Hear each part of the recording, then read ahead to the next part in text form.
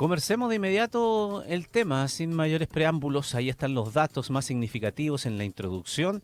Es importante el trabajo que desarrolla Techo Chile para poder no solamente contabilizar, sino caracterizar también lo que son estos asentamientos que hoy día dan cuenta de un incremento importante y de una necesidad urgente de que la política pública en temas habitacionales pueda abordarla en su integridad. Un repaso profundo a las noticias que nos importan.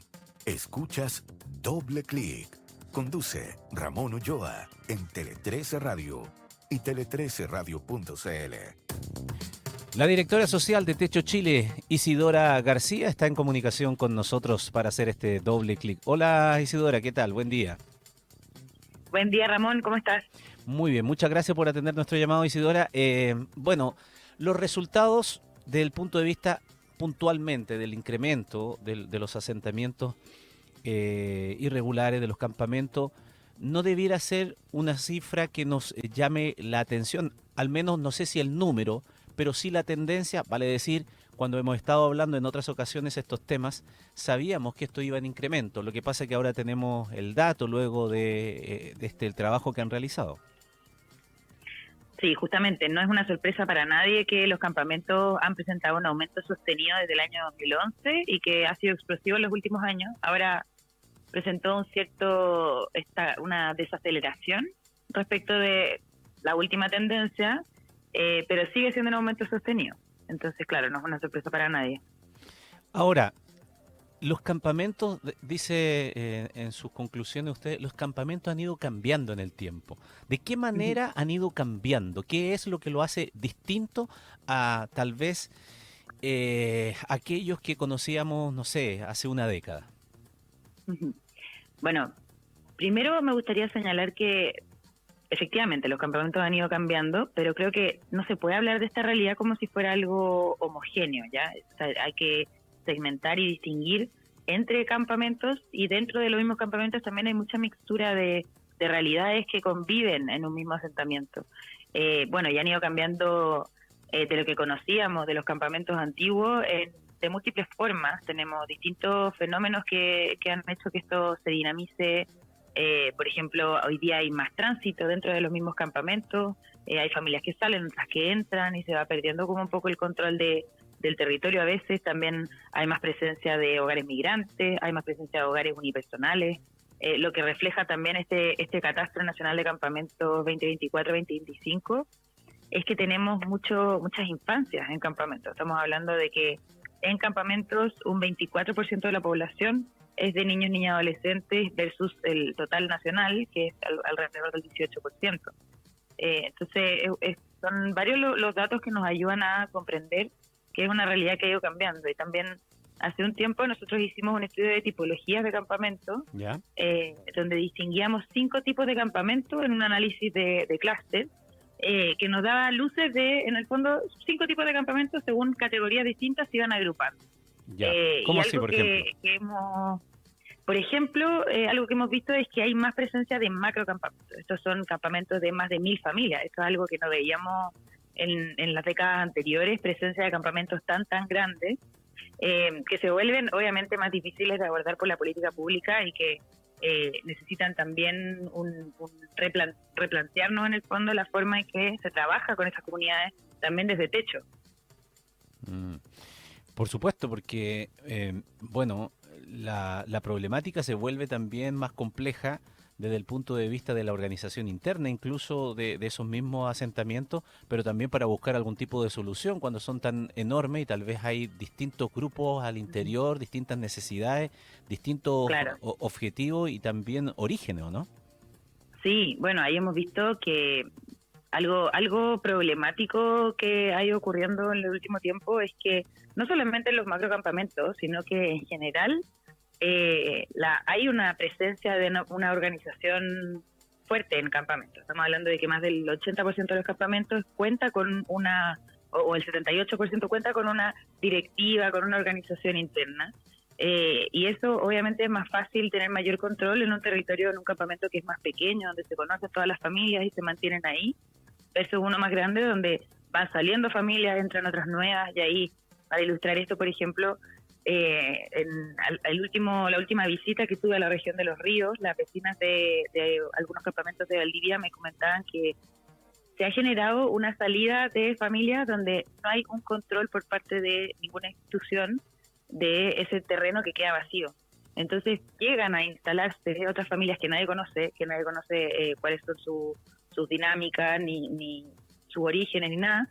Y a veces puede ocurrir que se instale ahí, por ejemplo, un poco de alguna banda o algún poco de crimen organizado incluso, que es más grave, y ahí se pierde todo lo que se había construido en ese lugar. Ese tejido social se va debilitando, las familias después no quieren salir de sus casas, señalaban que estaban encerradas todo el invierno, todo el verano, porque les da terror salir de su casa, encontrarse con una bala loca o lo que sea. Entonces, eso es muy preocupante porque vemos que lamentablemente se ha ido produciendo y se ha ido repitiendo este patrón en distintos lugares del país por una ausencia de la institucionalidad pública en estos lugares que genera terreno fértil para que entren este tipo de organizaciones. Bueno, eso es muy interesante, Isidora, ahondar en ello, porque cuando enfrentamos niveles de inseguridad pública bastante altos, que son la principal preocupación de la ciudadanía, uno ha ido entendiendo este fenómeno a partir de lo que ve en situaciones en otros países y a la dinámica que han ido teniendo en los últimos años en nuestro país, que los lugares en donde el Estado no llega es terreno fértil precisamente para que estos grupos se enquisten, crezcan y luego sea muy difícil de poder quitarles el control. En otras palabras, si no se aborda una política integral en todo el sentido, que implica no solamente el tema preventivo en seguridad, sino que la asistencia de toda naturaleza, la organización criminal, bueno, se le hace bastante fácil tomar el control de esos territorios. Claro, y ahí nosotros pensamos que primero, obviamente hay que distinguir y separar el trigo de la cizaña, que eso yo creo que es lo más importante, y que obviamente en aquellos lugares donde tiene que entrar policía, PDI, lo que sea, tiene que entrar con toda la fuerza de la ley, pero también hay que distinguir a aquellas personas que están ahí por una necesidad y que además son los primeros afectados por estos grupos. Claro.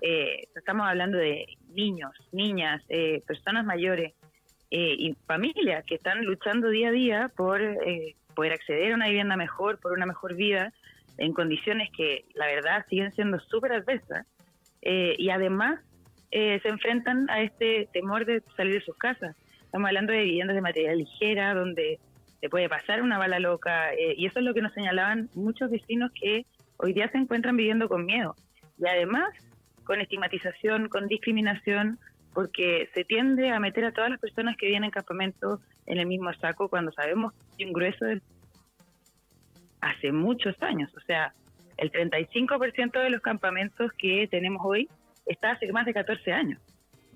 Entonces, claramente es una realidad que es diversa, y que sigue habiendo un grueso de personas que están ahí hace muchos años luchando por tener una vivienda digna para ellos y para su familia.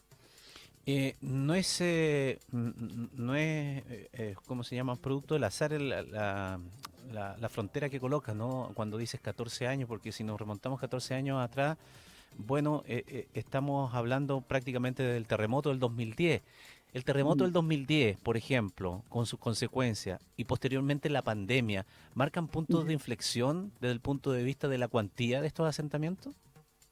Sí, lo que hemos visto, bueno, y hay estudios que hablan de esto también. Ahí hay un estudio interesante que hizo Diego Gil de la Escuela de Gobierno, que señalan que hay motivos como estructurales que afectan la creación de campamentos y el déficit habitacional en sí, pero también motivos coyunturales. Y esos motivos coyunturales son, por ejemplo, como tú dices, el terremoto del 2010. Nosotros vimos que hacia el año 2010, en este gran objetivo que teníamos como país de llegar al 2010 sin campamentos, parecía que íbamos avanzando a eso. O sea, claro. Modelo gráfico, íbamos a la baja, 27, 28 mil familias viviendo en campamentos, es mucho menor al número que tenemos hoy día. Y eso, claro, se fue disminuyendo por distintas razones, una política pública más fuerte, entre otras cosas. Y la verdad es que desde el año 2011 esto empezó a crecer de manera sostenida y claro que se ve agravado, tiene como ciertos picos en periodos específicos, como puede ser el terremoto y la pandemia. Y ahí algo interesante también que se puede hacer en análisis y en comparación es cuánto ha ido subiendo también el precio de la vivienda en este mismo periodo. O sea, sabemos que en los últimos 10 años el precio de la vivienda, tanto para compra como para arriendo, ha aumentado 4 veces lo que ha aumentado el salario en promedio.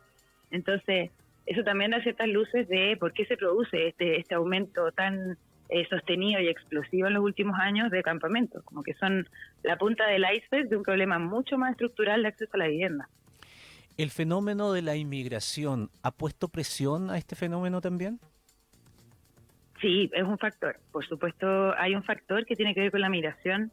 Nosotros vemos que hay un número alto de población migrante viviendo en campamentos, pero lo que vemos también es que lo que señala la familia migrante es que no llegan directamente a vivir al campamento en su mayoría. La mayoría ha pasado antes por el mercado de vivienda formal, al igual que los chilenos que llegan a vivir al campamento. Entonces, hay como una presión dentro del mercado de vivienda formal que lo que ha generado es que el campamento se posiciona como una solución a la necesidad de vivienda. Y ahí es como cuando ya perdemos todo. Ahora, hemos sido testigos, Isidora, en el último tiempo de la tensión social que provoca la forma en que se abordan ciertas problemáticas referentes justamente a ocupaciones irregulares. Hemos visto también cómo se ha actuado en decisiones judiciales para el desalojo forzoso de algunos de estos asentamientos. Entiendo que en el trabajo ustedes también tienen cuantificado al menos las situaciones de los fallos judiciales que están en proceso, estos decretados incluso ya en últimas instancias judiciales, y a partir de ese dato, que me gustaría que me lo recuerde, es cuál es la visión que ustedes tienen respecto de eso, respecto de esa tensión social que provoca, cómo Sí. hacer, cuándo hacer un desalojo, por qué realizarlo, qué salida tiene, para que esto no provoque sencillamente aumentar la pobreza, aumentar la desigualdad, aumentar la segregación. Sí, bueno, nosotros tenemos algunas cifras, esto no es totalmente exhaustivo, pero tenemos cifras de que son 229, alrededor de 229 las comunidades que tienen alguna amenaza de desalojo. Ya. Ahí, para ser un poquito más específico, 49 son fallos que ya están dictados por la Corte, la Corte Suprema y la Corte de Apelaciones en distintos casos, y que eso lo ha señalado el ministro abiertamente también, que existen estos fallos, están dictados por la Corte, y las 229 pueden ser notificaciones formales o amenazas. En el fondo son comunidades que han recibido algún tipo de amenaza de desalojo del lugar donde viven. Y bueno, lo primero que hay que decir es que en el fondo nosotros creemos que los desalojos deben ser medidas de última ratio. O sea, ojalá que sea lo último que a lo que lleguemos. Obviamente que en esos casos en que hay una sentencia judicial dictada, se debe ejecutar ese fallo. O sea, aquí no se trata de tampoco generar un estado donde no hay un estado de derecho y no se cumpla la sentencia. Claro que las sentencias deben cumplirse, pero los desalojos en sí se pueden hacer de una medida de una forma en que no vulneren tanto los derechos de las personas que habitaban en ese lugar. Y también porque lo que vemos es que en la práctica los desalojos no resuelven el problema, trasladan el problema. Incluso a veces profundizan la vulnerabilidad en que se encontraban las personas. Nosotros nos ha tocado acompañar casos de desalojo y lo que hemos visto es que las familias muchas veces quedan en situaciones muchísimo más precarias que las que ya se encontraban. Por ejemplo, el campamento Mauricio Freire, que fue desalojado el año pasado, al equipo de techo nos tocó acompañar ese desalojo, y lo que vimos es que muchas de las familias quedaron instaladas derechamente en situación de calle o en situaciones de hacinamiento, allegamiento, en la pieza ciega de un vecino que los recibió en condiciones muy precarias. Entonces, lo que vemos ahí es que además se cortan las redes de los colegios, la salud, el trabajo, muchas veces porque las personas quedan desplazadas a otro lugar, o sea, tienen que ubicarse donde sea que encuentren, y en pleno invierno, con lluvia. Entonces son condiciones que la verdad es que no resuelven el problema, a veces agudizan la crisis en que ya se encuentran esas personas habitacional. Entonces, primero, ojalá que sean medidas de última ratio. Cuando se deben hacer, se pueden hacer con avisos previos, con conversaciones y con salidas alternativas que sean viables de aplicar en la práctica, porque también lo que hemos visto es que a veces se entregan algunos subsidios de arriendo, cosas así, se entregan a veces con 2 semanas de anticipación. O sea, ¿quién va a encontrar un arriendo dentro de la misma comuna con todo lo que se necesita hacer por un monto a veces que no es suficiente? En fin, son múltiples las cosas que hay que considerar aquí, pero lo que hemos visto es que hay procesos que se han hecho de mejor manera que otros y aspiraríamos a que los que se tengan que hacer se hagan de esa forma, cumpliendo con todas las garantías que se necesitan para que las familias no queden en una situación peor y no sean hechos lamentables después de personas que se encuentran en situación de calle porque no encontraron otra respuesta.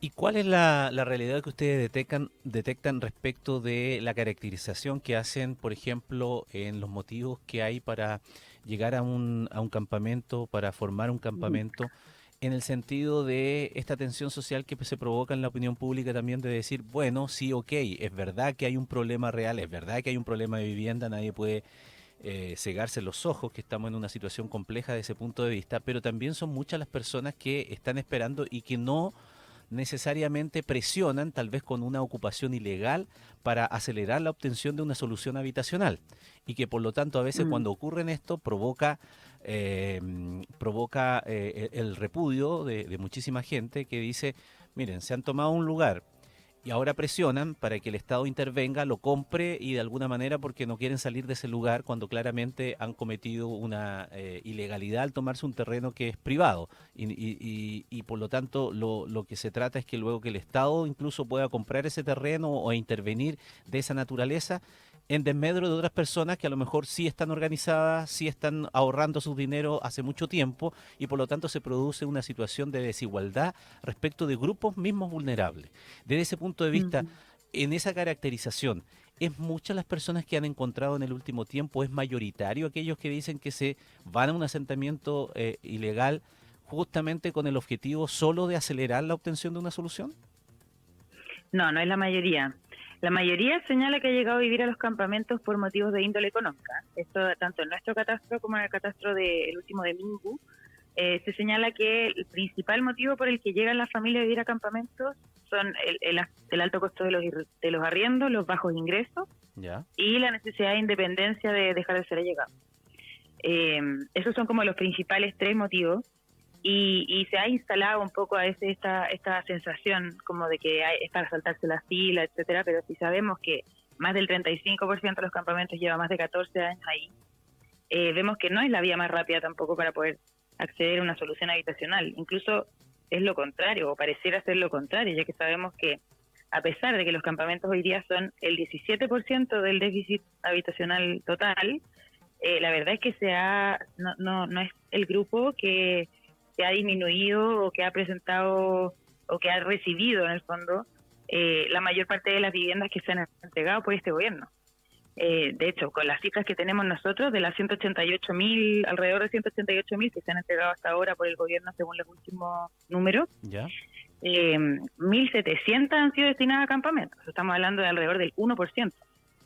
Y ahí yo creo que también es importante decir que cuando uno va y conversa con las familias, las personas que están ahí, la mayoría te señala con su trayectoria habitacional que venían de una situación de exclusión anterior. O sea, muchas de las familias que están hoy día en campamentos vienen de una situación de allegamiento previa.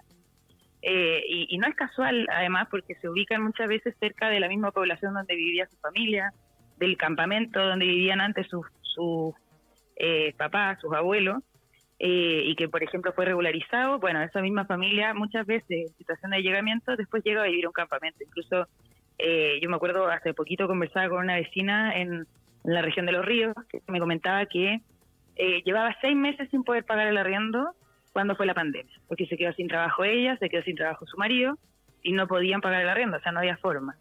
Entonces, 6 meses después, cuando les cortaron la luz, después le cortaron el agua, decía, o sea, no quedaba otra en este momento que ir a instalarse un campamento, y ahí, bueno, empezó a armar su casa, conoció a los vecinos, empezó a armar una comunidad que hoy día está organizada y que llevan 5 años ahí, alrededor de 5 años ahí, y la verdad es que tienen mucha desesperanza. O sea, yo creo que hay una desesperanza aprendida transversal quizás ya o en muchos campamentos, de que la verdad es que sueñan con la casa propia, igual que muchas familias de nuestro país, pero ven que es algo verdaderamente inalcanzable para ellos. Y son con estas señales que hemos dado como país, destinando el 1% de las viviendas que se entregan a campamentos, pareciera ser que sea. Muy bien, datos muy interesantes. El estudio que realiza Techo, que ha dado a conocer el catastro de campamento, es mucho más amplio, tiene decenas de páginas, es muy completo, abarca mucha información. Así es que quienes están interesados en conocer esa realidad más a fondo, con los datos que se han recogido, ¿dónde lo pueden obtener, dónde lo pueden bajar, Isidora? Sí, bueno, quería comentar igual que cualquier persona que se quiera sumar al trabajo de Techo también o conocer un poco más de lo que hacemos, nosotros esperamos con esto ser un aporte para la discusión y sobre todo un aporte en la búsqueda de soluciones. Nosotros queremos trabajar obviamente con este gobierno, con el que venga, con los anteriores también hemos trabajado para poner sobre la mesa los datos y poder abrir el diálogo para encontrar soluciones a esta problemática tan importante para nuestro país. Si quieren conocer más del catastro, lo pueden hacer en nuestra página web, techochile.org. Así que ahí vamos a estar subiendo toda la información disponible para todas las personas que quieran saber más. Isidora García, directora social de Techo Chile, muchas gracias por conversar con nosotros en Doble Clic. Buen día. Muchas gracias a ti, Ramón. En Tele 13 Radio.